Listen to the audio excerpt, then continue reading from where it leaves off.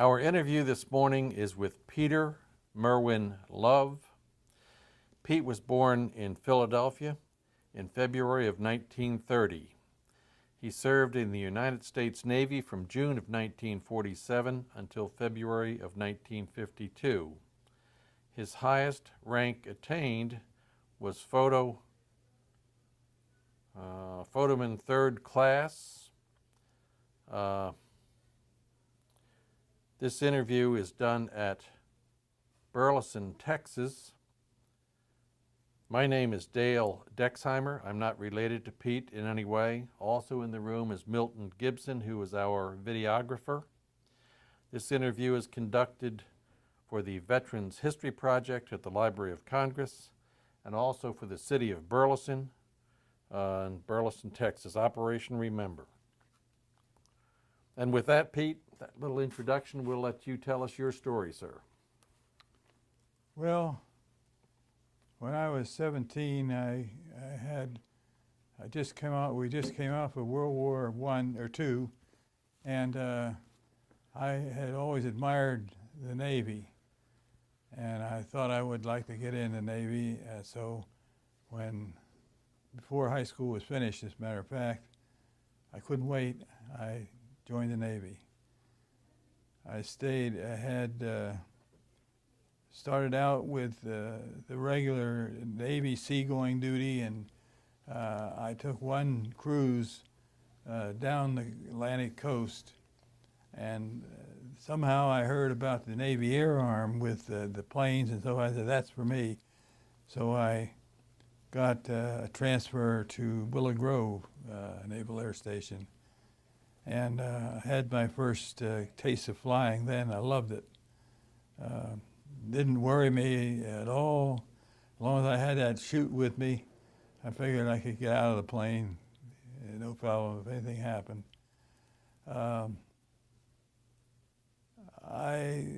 It's been about 60 years since I've been in there, so I'm not too lucid on everything that's taken place, but I can remember little vignettes, little things that happened.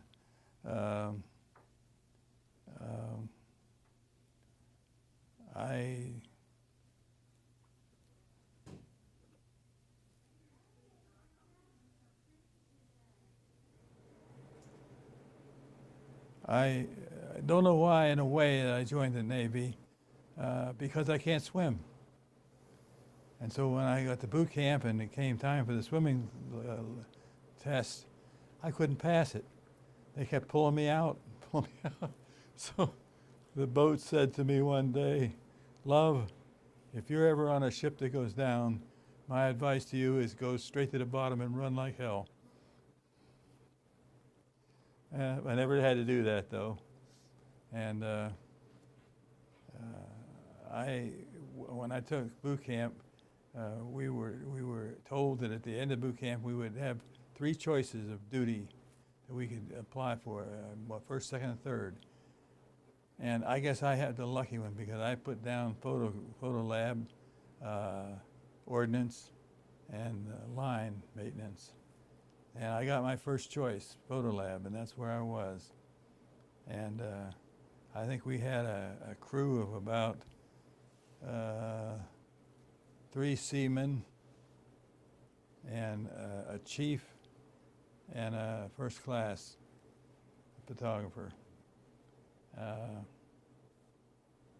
We had a lot of little interesting things went on there. I can remember one time when I was supposed to go on mess duty for 30 days. So I went along with some others, and we got in it. And the time we were doing our mess duty, it was in the summer, and all the flyboys, the 90-day wonders, would be out there doing their training on those 2 weeks. They're all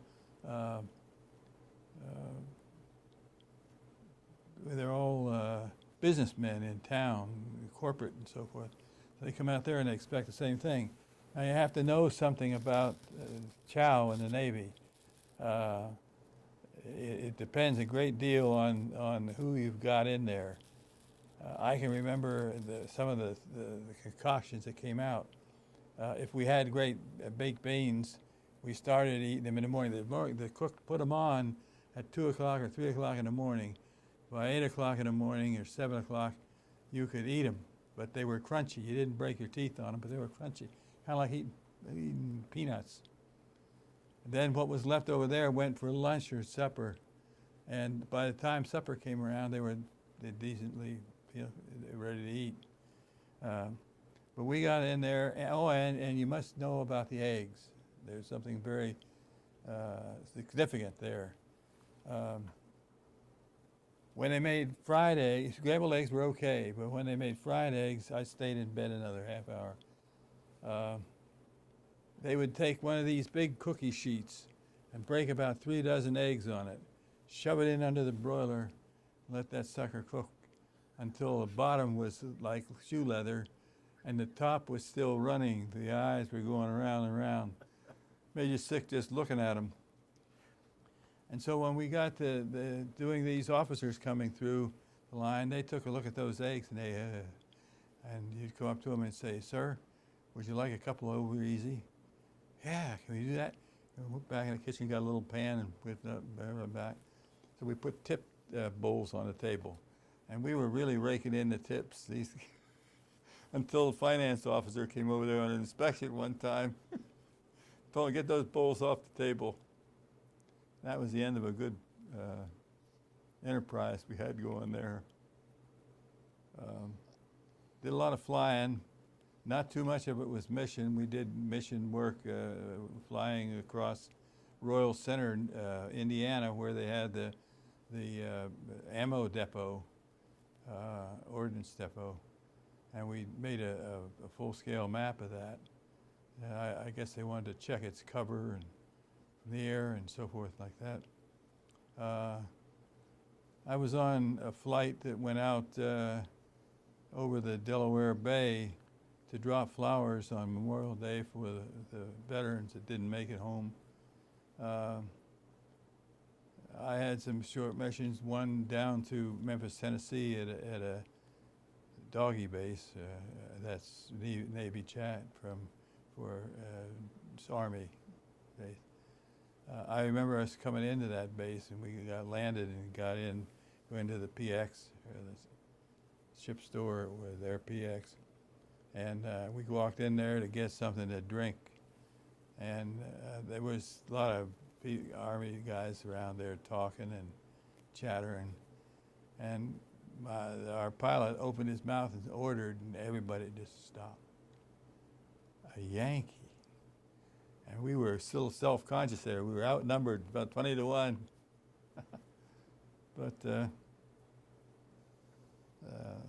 then I remember one night we were I was down at the line at the crash crew crash site, talking with a couple of buddies of mine, and all of a sudden we heard like a machine gun going off. Very loud, and we thought, oh boy, we start World War III or something. And then we got a call, we got a call. We came out, and on the tarmac over on the other side where the hospital is, they had some Hellcats parked. Now the Hellcat wing slides back and tapers back along the fuselage when it's not ready to fly. And so this guy had been out over the Lake of Michigan doing target practice, and his guns jammed, wing guns. So he brought the plane back in, and he went in and wrote up a chit on it for work, and went on his way. And about the time I'm sitting there talking to this guy, an ordnance man with his little bag of tools is coming trotting out there and gets the F6, and he looks, checks the gun switch and so forth. And no, I guess he didn't touch the gun switch because he got a hammer out and he hit that thing, and 90 rounds of ammo went down into the deck, and the casings all over the place. The only injury he got was shins barked up from flying casing. And the pilot had forgotten to turn his gun switch off. And so when he came out there, he never checked it, and that's what happened. And because we were assigned, a photo shop was assigned to the line, we got stood the watches with the line. Now, I'm not much of a coffee drinker today. I'll have 1 cup in the morning and drink about 3 sips of it, and that's it. And before I went in the Navy, I can't remember ever having coffee. Maybe Dad gave me a sip of his one time, but it was bitter enough that I didn't want another one. So I wasn't ordering coffee in the mess hall or anything, but when we stood watches, let's see, I don't even know if I've got this correct, but I think the afternoon watch was from 4 to 8, evening watch is from 8 to 12, the midnight watch is from 12 to 4, and the dog watch is from 4 to 8. Something like that. Maybe there's one missing on either side. But I used to hate those midnight and mid watches and the dog watch, because it was, you're down on the line and it's dark down there. There's nobody else around, and you're walking your post around and so forth. And they had a big plate of sandwiches there. Bologna, if you get what I mean. Anyhow, we had sandwiches there and coffee. And the sandwiches I use, I'm hungry, but I have a tendency to, I could have fallen asleep, and I couldn't afford to do that. So I drink coffee. And the more coffee I drank, I got to the point where one of the biggest things that happened down there, well, there were 2 crashes that happened, 3 that happened while I was there. One was a SB-Ducey dive bomber that took off. It had rained the night before and the ground was soggy. And he took off, and in the climb to get this cruising speed, his prop pitch slipped. Now, the propellers have 2 pitches, one where the blades are angled almost perpendicular to the hub, because you need all the air you can pull, that those vanes can pull to get you up the air. Once you get to cruising speed, you don't need that power, so you just level off where the blades are more flat. And this guy was going up in his takeoff, and he got out of sight of the base there, and his prop pitch slipped. And he came down, and he still had his wheels down. So as he hit the ground, he just rolled. And the wing was here and a wing there. And by the time we got to the site, he had been taken away. He just couldn't make it. But it was more pieces in that plane. It looked like it was disassembled. Then another F-6 came in, overshot the runway, went through a woody section and jumped the railroad track and came to a halt. The pilot there got away with it without any injuries. And then one night, again, I was down at the crash hut, and we had a call come in from O'Hare Airport. They had a DC-6, I think it was, or a DC-8, I'm not sure, come in. We're coming in, he couldn't get his nose wheel down, it was stuck. It was a busy time for O'Hare, they couldn't handle it, so they asked us if we could take him. We said yes, so we got all our crash equipment out and just followed him in.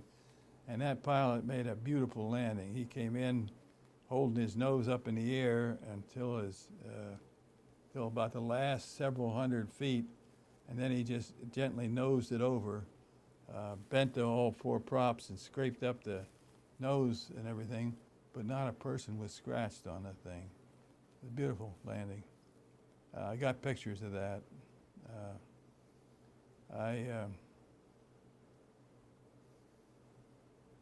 Another on that same tarmac where they have where they had the gun go off. One of the things we had to do when we had watch is the last thing we did before we went off watch was do morning tune-ups on the planes that were going out on first flights. And we had to fill it with oil and gasoline, and we had to get in the plane and check it, rev it up. Now, I had never done this before, so the first class guy, ordnance man, was there with me. And he said, these SNJs, they had a stick, and they had two wheels over here. One smoothly, you just advance it, that's the throttle, and the other is the kind of like a clutch in a car, and it had notches. And now he said, now you take that what do you call it, up and pull it back rather, and put your throttle up until you hear it. We'll have to hear how it sounds and everything. So I got I'm pulling the throttle up, and I'm pulling the clutch back, but it catches in one of these grooves and stops, and I continue to pull it up. And I had that plane. The good thing it was tied down, because I had that plane with its tail off the ground, and the thing was vibrating. He reached in and grabbed that thing and pulled it. I would have gone right through the hospital if it hadn't been for that.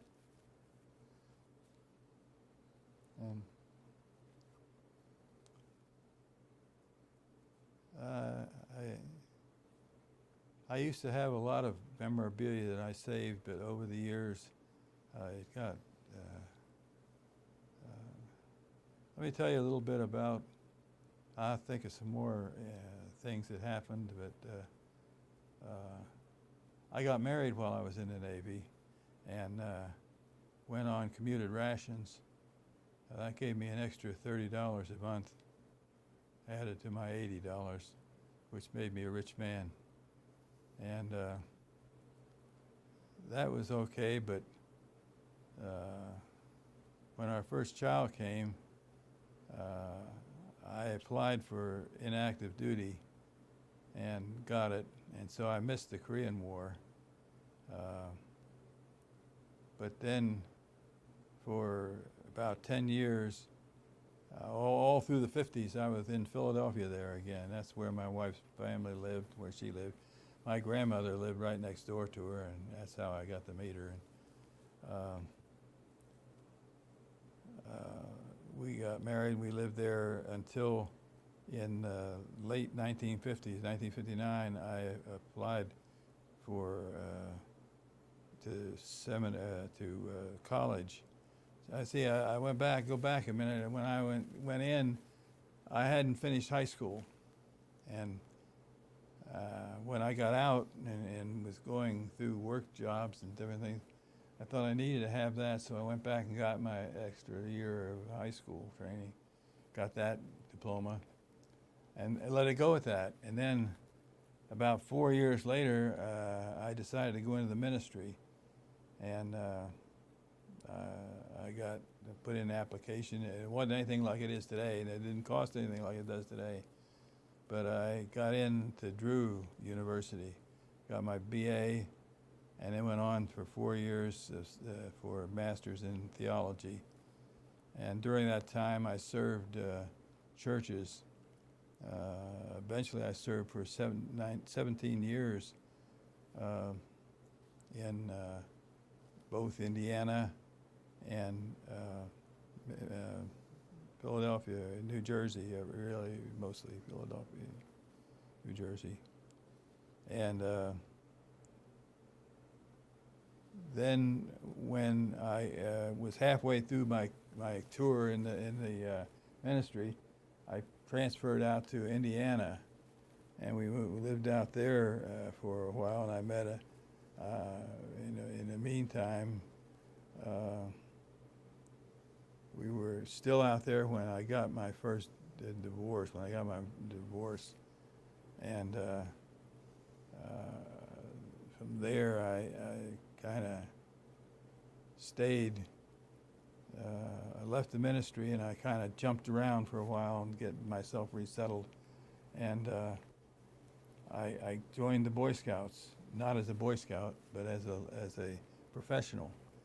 And I spent 18 years in the professional scouting program, helping to organize units, raise money for the councils, develop programs, and I developed an innovative program called Scouting for Schools, and it was a program that you could do for Cub Scouts mostly right in the classroom, and it related to their science and their other programs and so forth. And we did that. I built that up, and I started out at the bottom as an assistant district executive over a little area, geographical area, and I jumped up to district executive, and then district executive multiple person, which meant that I had other staff under me that I had to supervise, and then district director, which meant that I had charge of two or three districts, and their district executive reported to me.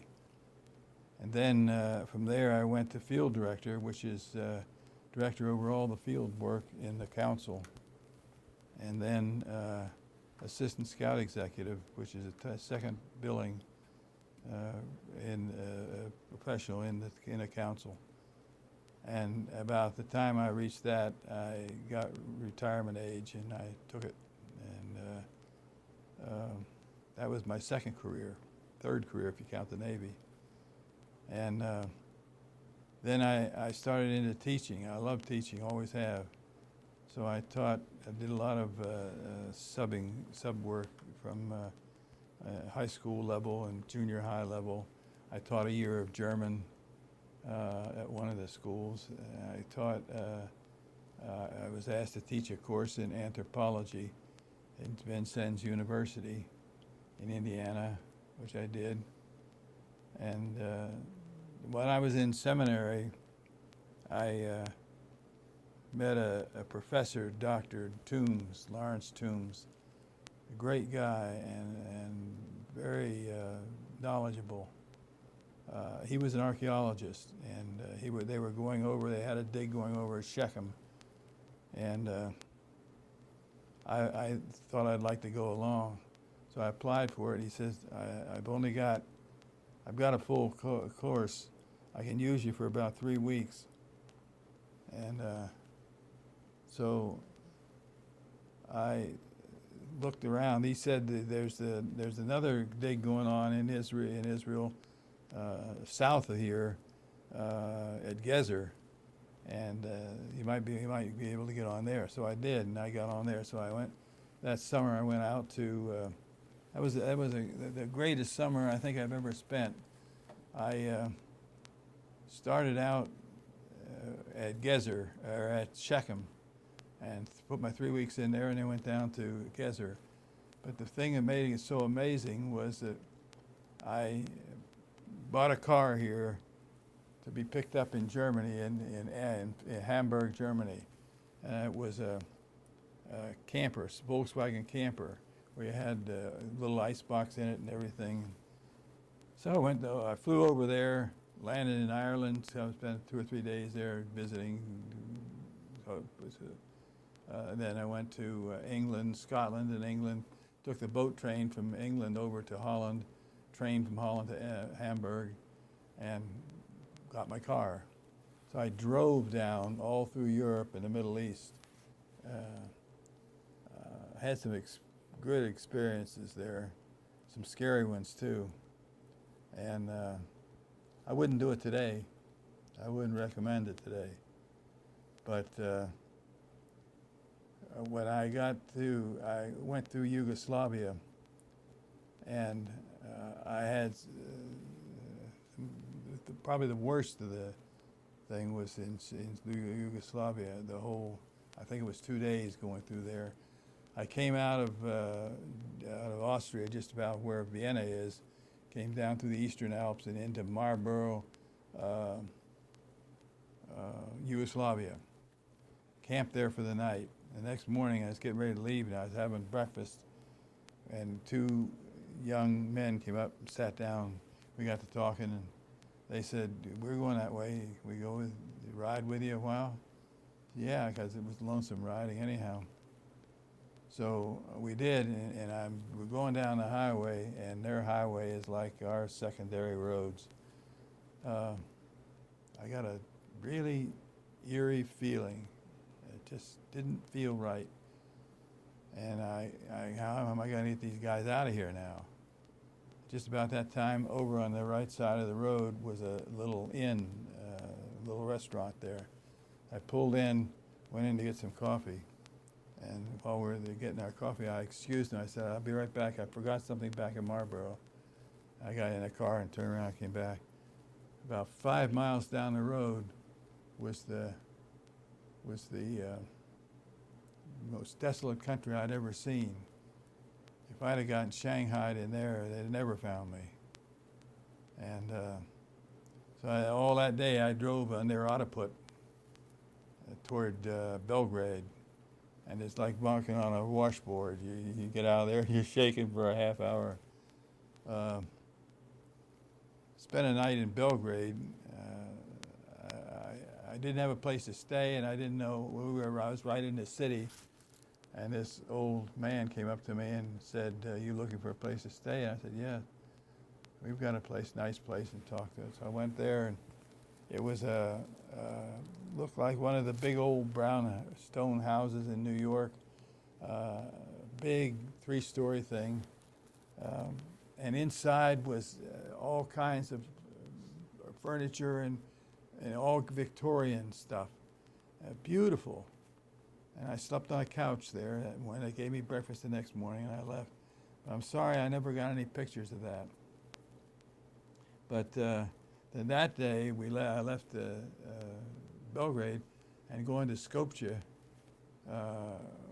was terribly boring and mind-numbing.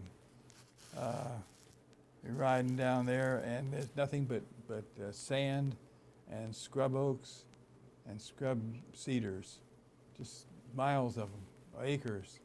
And on the right was a river that was muddy. It was yellowish color. And I drove there all day, and I kept thinking that over that next hill, I'm going to see the Mediterranean. Never did. So that night, I finally got down to the Macedonian border with Greece, and was waiting to get my passport stamped and my visa. And I saw 2 English kids. They were young, a man and his wife, and they were traveling. They're just taking the summer off to travel and see the world. And so I said, "We want to ride with me?" And they said, "Yeah." So I took them with me. They were with me all the way to Jerusalem. But at that border, no, it was at the Syrian border, from Greece to Syria. We had a little experience. We stopped and we're waiting for our visas, and the people were very polite in Syria there, and they asked us if we would like to have some coffee while we wait. And another Swedish group was there ahead of us, and they turned it down too. And I said, "Sure, we'll try it." So they brought a tray with 2 little cups that big and 2 full 8-ounce glasses of water. And I thought, that's the wrong way around. And then I took a sip of the coffee, and I knew it was the right way around. That stuff was thick enough to stand a spoon in. And you had to thin it down.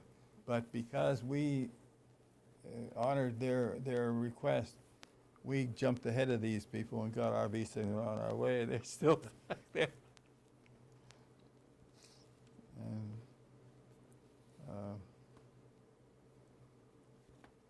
And another event, I'm not normally conscious of heights. I am now, much more than I used to be. But I could go on roads that went high. And when we were in Corinth, Greece, I had a couple people riding with me. This is coming home. And we left Corinth, and started over the Gulf there, the Gulf of Corinth, and over on the other side there was a road that just was cut out of the cliff, and it wound all the way up to the top. I said, I sure hope we don't have to go on that road. So we got off the other side and we angled this way, and the road was in. I said, we're safe, we made it. And then the road turned, and I found myself on there and no way to turn around. And fortunately, I had the inner track, so anybody coming my way had to go on the outer track. And that was an experience. Pete, you didn't like heights, but you flew in the Navy. That never bothered me. Being in the airplane, No. the height didn't bother you? No. I guess I got more sensitive to heights when I was on narrow roads with traffic coming maybe the other way. The worst place I ever was for acrophobia, or whatever they call it, was in Jordan when I did my last dig there. I had my daughter with me, and we took a weekend and we were going down to Petra and the Rose City and some of those other places. And coming back, we wanted to go up to the Wadi Musa, which is a big cut. It's like our Grand Canyon. It's 4 miles across from side to side. It winds switchback down to the bottom and then winds the switchback up the top. And we were on a tour bus, one of those big ones where the driver sits below you and you're up here and so forth. And it was huge. And we were going down this little windy little road. There was no traffic coming the other way. Everything had to go one way and back. And I could see why I'm sitting on the window side. I'm looking at those wheels. They're no more than that away from the edge. I thought, if that guy had a heart attack, where would we be? Or if he ran out of gas, or if the thing broke down. Well, that was scary.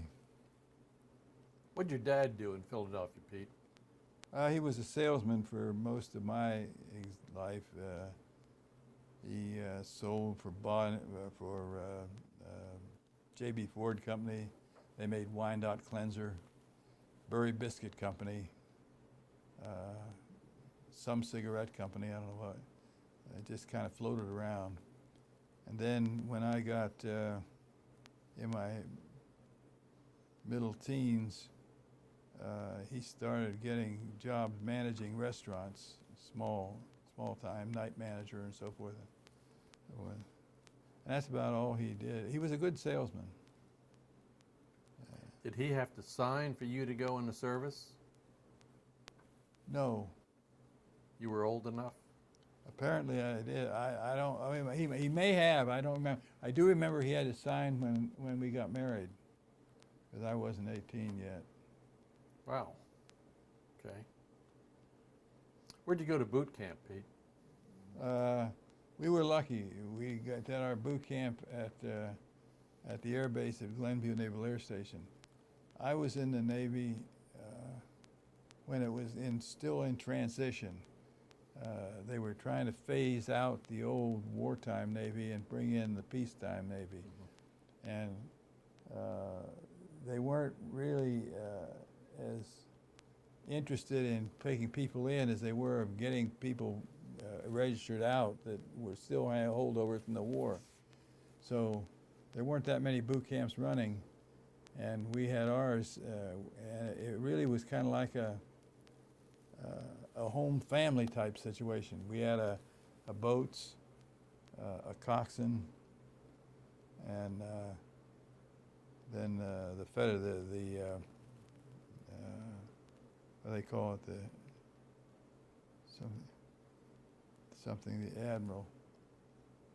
I can't think of that, but it's the one of the learners who becomes the officer of the day. Square Knot Admiral is the name he gave him. And it was actually fun. I got the drill. I still know the manual of arms. I don't think I could, my arms and legs won't let me handle it anymore, but I could do them in my sleep.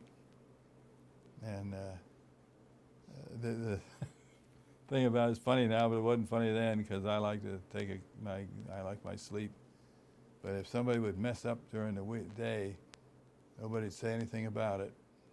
The Cox wouldn't complain or anything. But about 2 o'clock in the morning, you'd be out on your feet, out there on the drill line, drilling for a half hour, an hour, depending on how bad the infraction was. You put in, after boot camp, you had 3 choices, and the photo lab was your first choice. Did you have some interest in high school or somewhere? What triggered the photo thing, Pete? Which is I don't know, carried it on. just sounded like it would be more interesting. I would have gone on the line, but I'm not a mechanic person. My whole nature is one of feeling, history, literature, that kind of stuff. And I could do something with photography. In fact, I have at home in my apartment upstairs over 7,500 slides that I've taken over the years. And I'm using those slides now I've got a little business going where I make and sell greeting cards, Christmas, birthdays, any kind you want, I'll custom make them. I use my slides as pictures for them. I write the verses. Ordnance would have been all right, but and I would have accepted that. I had to accept that, but I wanted photography. So in the photo lab, did you go to any schools, any photo schools, Pete? No, when I You got just out of learned from the chief or the first class or whoever was. yeah, and the other 2 seamen that were there, or airmen really, were helpful. They told me how to do things and so forth. One little interesting thing about that, we had a